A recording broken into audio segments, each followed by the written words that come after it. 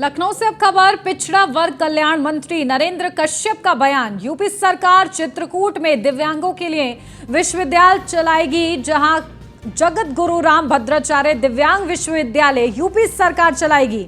तो यूपी में दिव्यांगों के लिए 2 विश्वविद्यालय होंगे। पीएम मोदी ने यूसीसी पर महत्वपूर्ण बयान दिया है। एक भारत एक संविधान, एक भारत एक विधान होना चाहिए।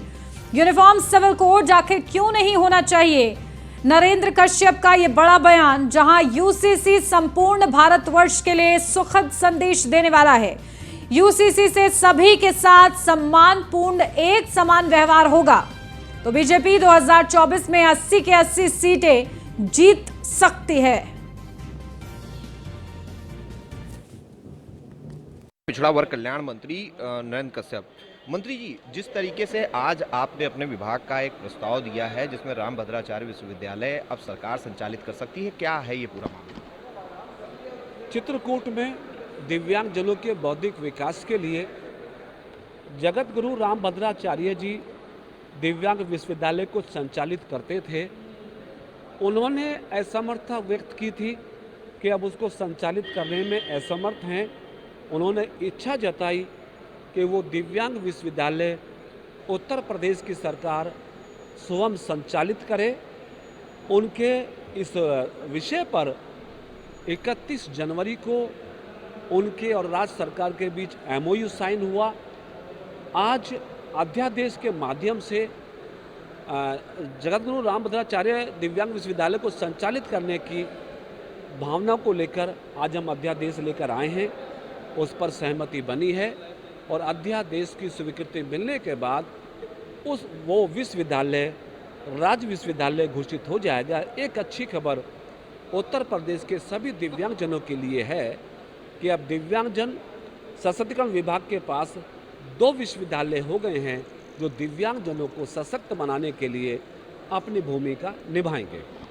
यूनिफॉर्म सिविल कोड को लेकर प्रधानमंत्री मोदी का भी बयान आया कि एक देश एक कानून होना चाहिए, लेकिन विभिन्न जो मुस्लिम संगठन हैं वो लगातार इसका विरोध कर रहे हैं। क्या कहना चाहेंगे?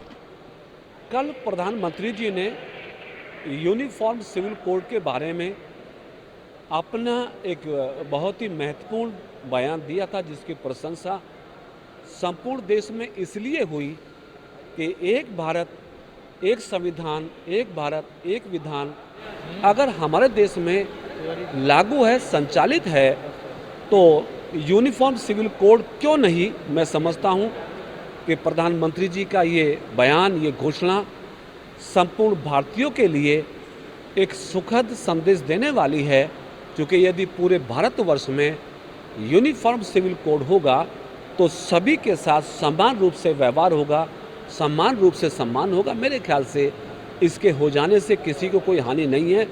फिर भी कुछ लोग अगर इसका विरोध करते हैं तो मेरे ख्याल से ये वही लोग हैं जिन्होंने हमेशा भारत के बढ़ते हुए विकास का विरोध किया, भारत की तरक्की का विरोध किया, भारत में बनने वाले राम मंदिर का विरोध किया, धारा 370-35 को हटाने का विरोध किया।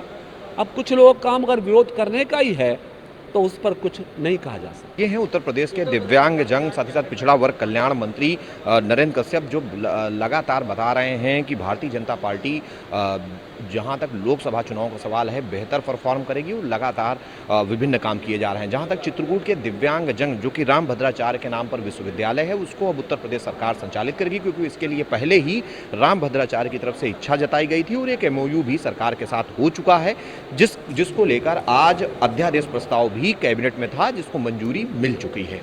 कैमरामैन अवनीश के साथ मैं इसके Vajpayee, news on India, Lucknow. पिछड़ा